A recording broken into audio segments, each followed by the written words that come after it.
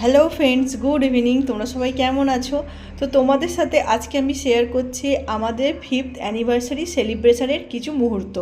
তো যেহেতু আজ শনিবার পড়েছে, আমরা সেরকমভাবে সেলিব্রেট করিনি।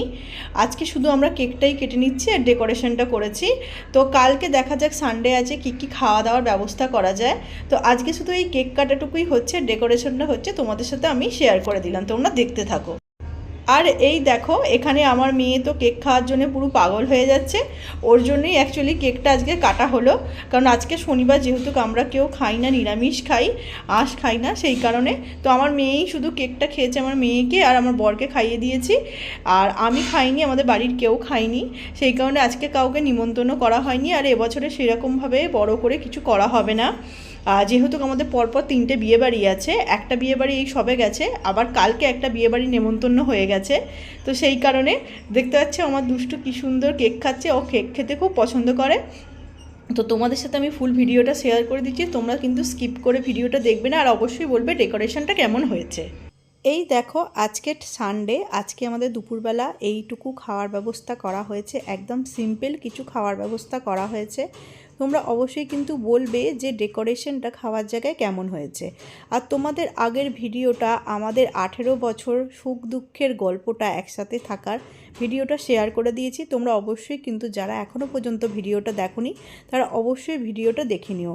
আর ভিডিওটা যদি ভালো লাগে তাহলে অবশ্যই অনেক অনেক শেয়ার করো, আর চ্যানেলটা লাইক করে দিয়ে সাবস্ক্রাইব করে দিও। তোমরা আমার পাশে থাকো, এভাবেই সাপোর্ট করতে থেকো। আর এই ভিডিওটাও যদি তোমাদের ভালো লাগে তাহলে অবশ্যই কিন্তু ভিডিওটা একটা লাইক দিতে ভুলবে না, আর অবশ্যই চ্যানেলটা শেয়ার আর সাবস্ক্রাইব করে দিও। তো চলো তোমাদেরকে এবার আমি দেখিয়ে দিই খেতে বসে। হ্যালো ফ্রেন্ডস, দেখতেই পাচ্ছ আমি বিবাহবার্ষিকীতে খেতে বসে গেছি। তো আমাদের কি কি হয়েছে তোমাদেরকে একটু দেখিয়ে দিই। একদম সিম্পল আমি আইটেম করেছি। তো আজকে আমাদের হয়েছে মিক্সড ভেজ ফ্রাইড রাইস, সঙ্গে আমি একটু প্রন দিয়েছি, মানে চিংড়ি মাছ দিয়েছি। আর এখানে আছে দেখো চিংড়ির পকোড়া, তোমাদেরকে একটু দেখিয়ে দিই ভেঙে। এই হচ্ছে চিংড়ির পকোড়া, আমি একটু খাই। চিংড়ির পকোড়া সঙ্গে একটু স্যালাড নিয়ে নিয়েছি।